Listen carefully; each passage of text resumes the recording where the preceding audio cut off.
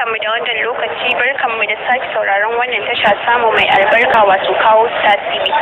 Sunana Aisha Ibrahim Muhammad, za ku kasance da ni a wannan lokaci. Gwamnatin Najeriya ta ce 'yan ƙasar za su yi tafiye-tafiyen sa jiragen ƙasa kyauta albarkacin bikin Kirsimeti da sabuwar shekara.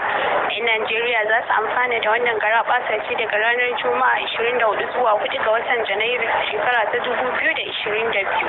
Kamar yadda kakakin hukumar hulɗa da sufurin jirage ƙasa Mahmud Yakubu ya bayyana cikin wata sanarwar ranar Juma'a.